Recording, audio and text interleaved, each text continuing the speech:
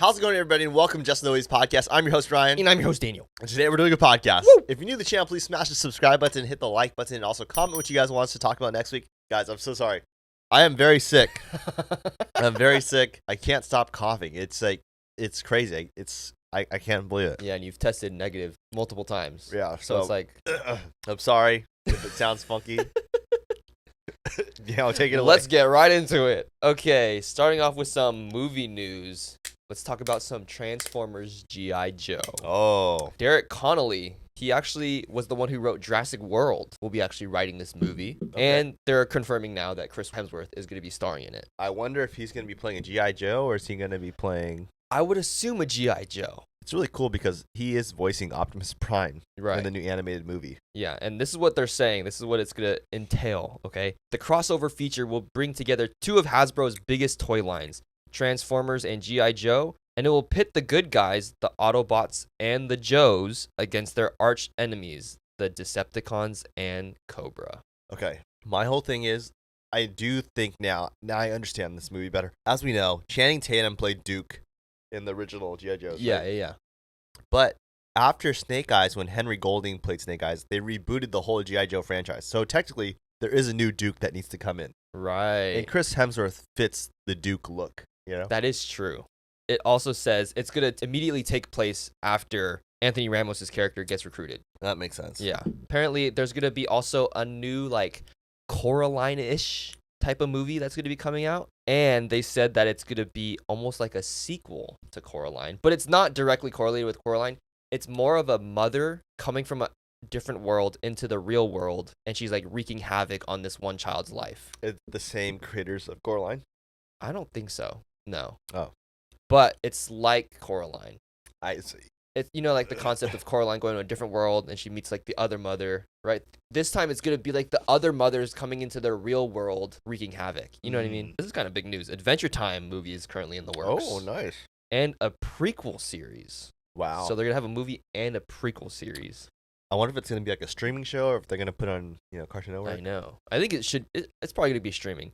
But also, a new League of Legends animated show is in the works just because they'll be able to tell stories after Arcane is over. Wow. I Yeah. mean, it was so shocking to hear that season 2 is going to be the end of Arcane. Right. It's crazy. It's kind of sad. Yeah, I mean, League of Legends, it's so much lore and so many, opportunities to tell more stories. So it was pretty shocking, but I'm glad to hear that they're going to make a new one. Right.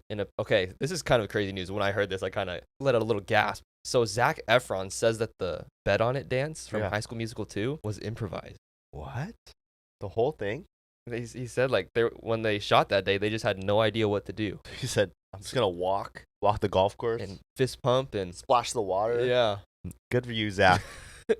And apparently, according to Daniel RPK, very credible news leaker. So apparently Ryan Reynolds and Marvel Studios wanted Robert Downey Jr. to come back for Deadpool and Wolverine, but it didn't work out. And the scene was supposed to serve as both a build-up for Avengers Secret Wars and pay off a scene in the film. In Deadpool 3? Yeah. Now, paying off a scene in a film, it's pretty crazy to say. Well, the way I look at that is if they're trying to pay off a scene in the film, I think there's going to be a moment where Deadpool says something like, I always wanted to work with Iron Man. Yeah. And then they would have got him, right? To pay off the scene in the film. Yeah. Do I think they got him still? I think they did. You do? You Yeah, do? You really think they got do? him. I think they got him. I think the reason why I say that, right? Yeah. This is just my theory, guys. Just take this with a grain of salt, okay? When actors are surprise roles in movies, okay, and their future, this big movie that's going to come out, like Deadpool 3, right? Yeah. We see Daphne Keane in Star Wars, right? Right. We see Michael Chiklis and Mr. Fantastic. Characters that, haven't been working as often are getting jobs, like in Bad Boys, right? And for me, it seems like the studios know that there's going to be hype around these actors. So we should start getting them into movies because they're going to have some big moments in Deadpool.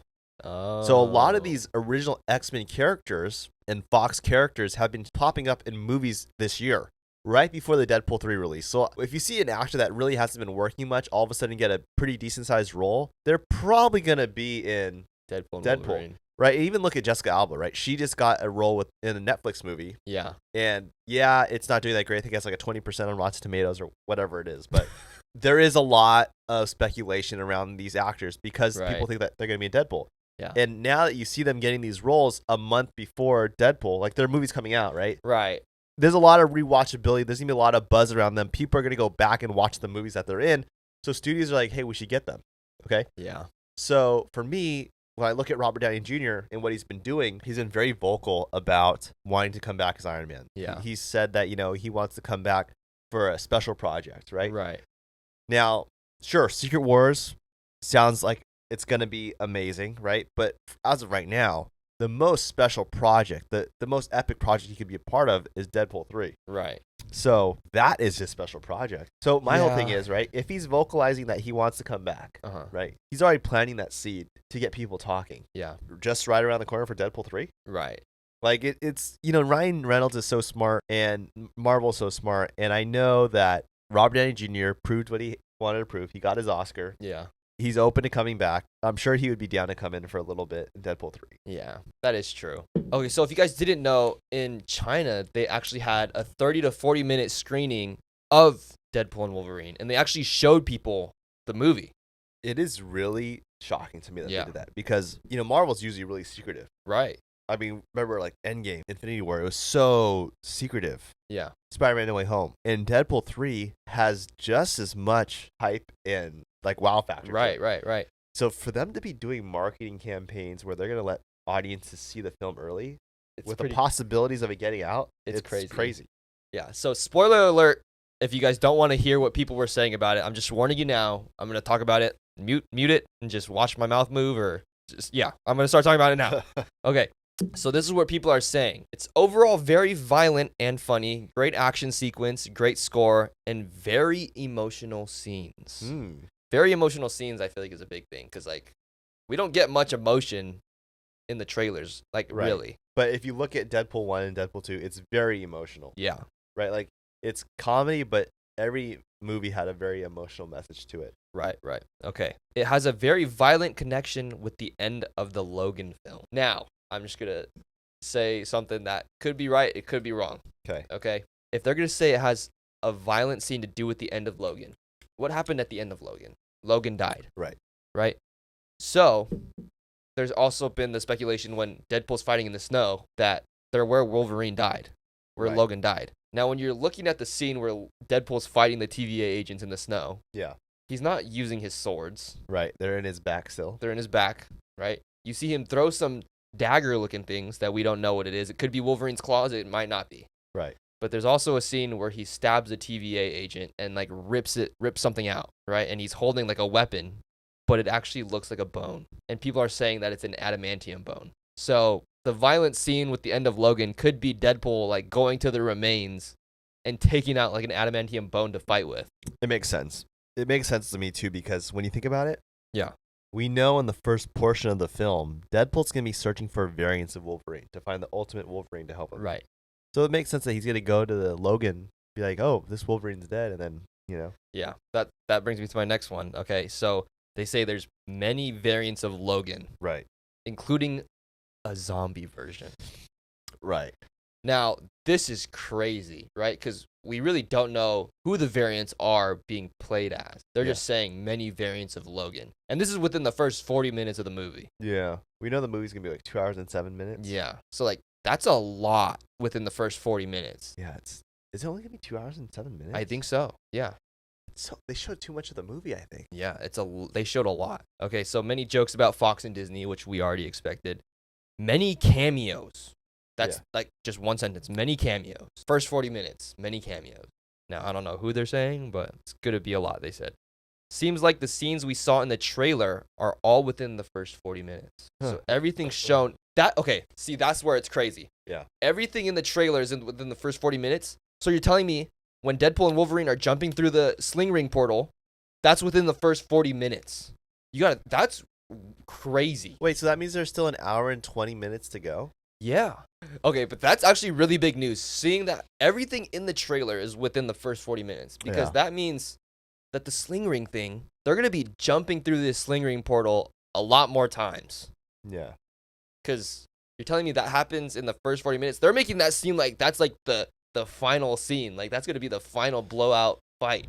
It's interesting. It's going to be very fast paced. Yeah. Okay, this next one's a really big one. All they have in quotes is Wolverine versus Hulk.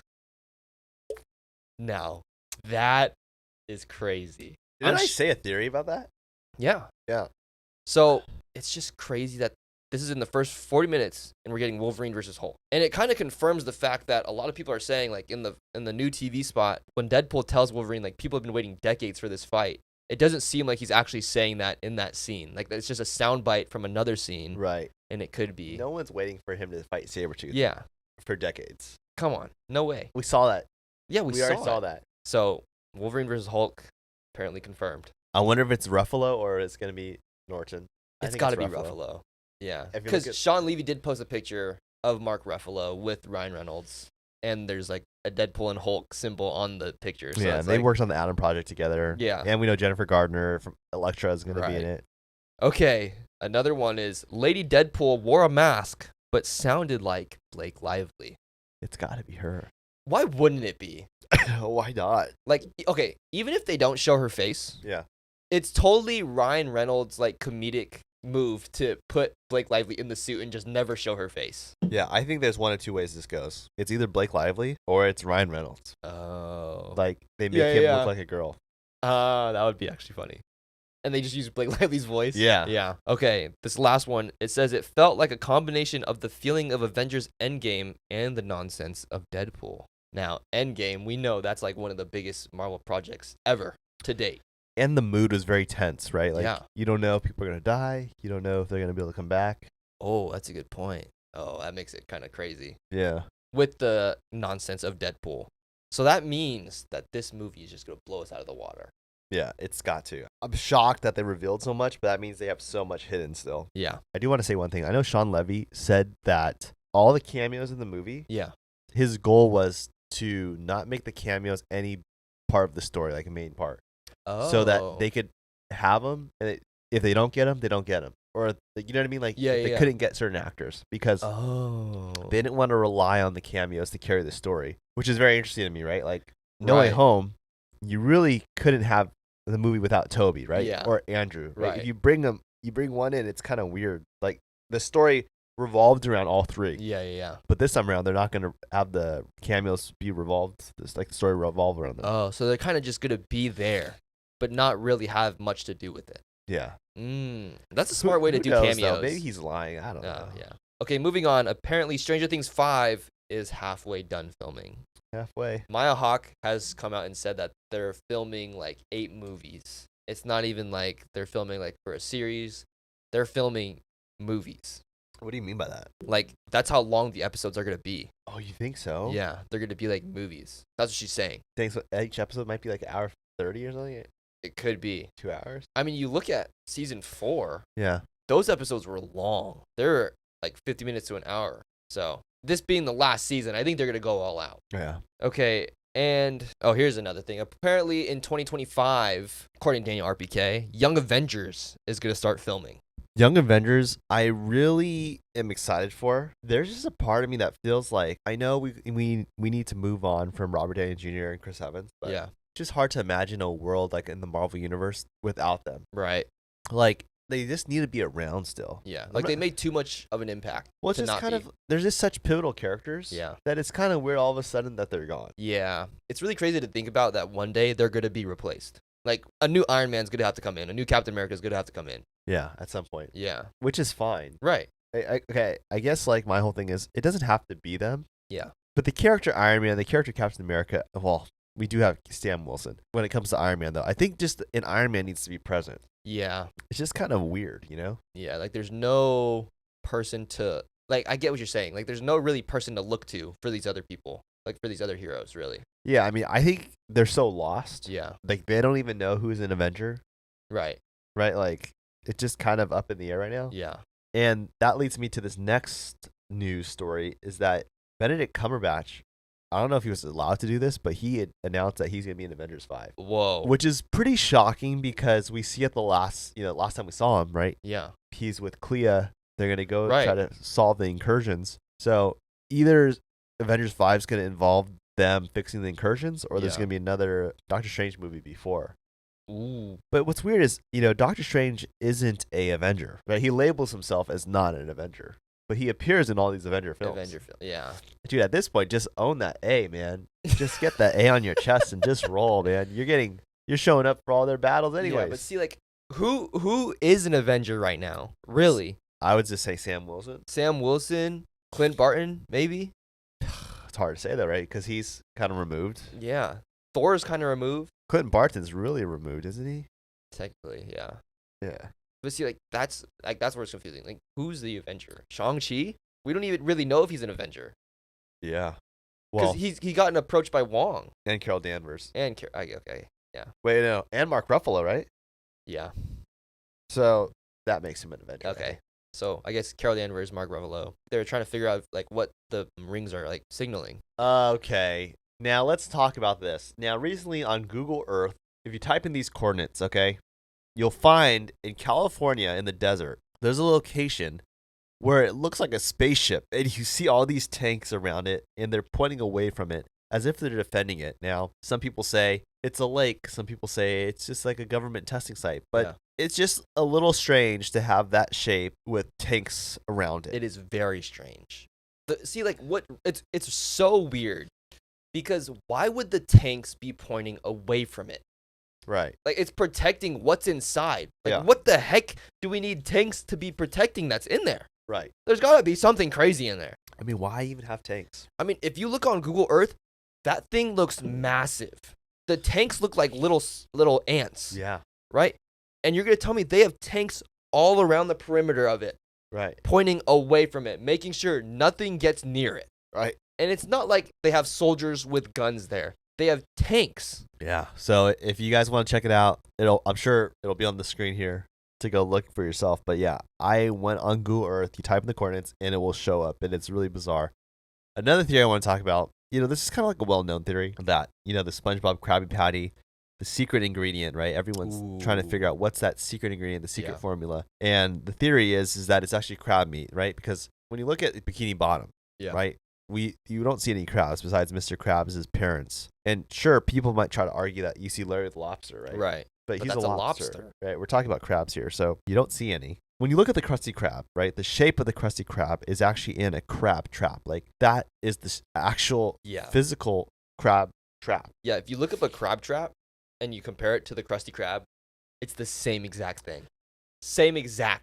I mean, people can say that it's like a vegan burger, but I don't think so. I think it is crab meat. Yeah. And crabs are one, like, sea creature in the ocean that are known to kill their own kind. Like, they don't care. They will harvest on their own. So it would make sense that Mr. Krabs would do that. Yeah.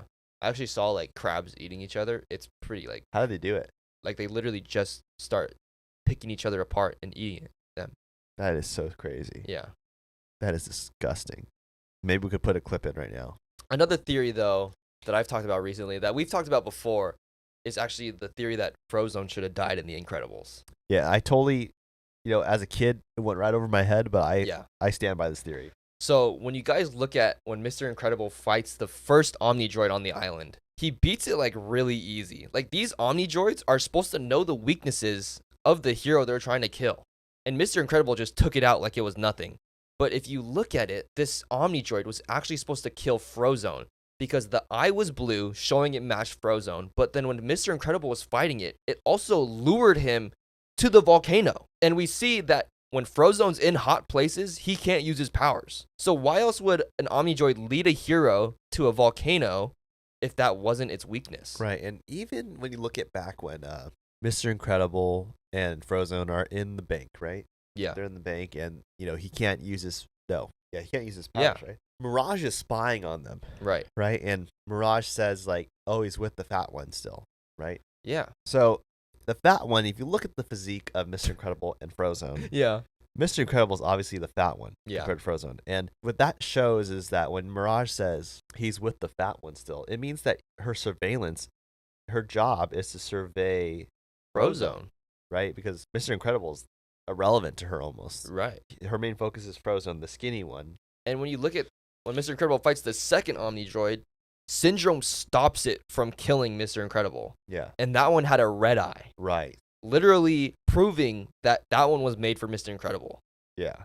So, like, it's pretty obvious. And then when you see the Omnidroids at the end of the film, right, it's got a red eye. And it's, like, taking out all the Incredibles because that one was made for all the Incredibles. Yeah. So it's, like, crazy to think that Mr. Incredible actually saved Frozone's life without him even knowing. Yeah. I mean, look at all the Omnidroids. They're notorious for killing every single superhero that they went after. So it makes sense that, since it was mistargeted, right?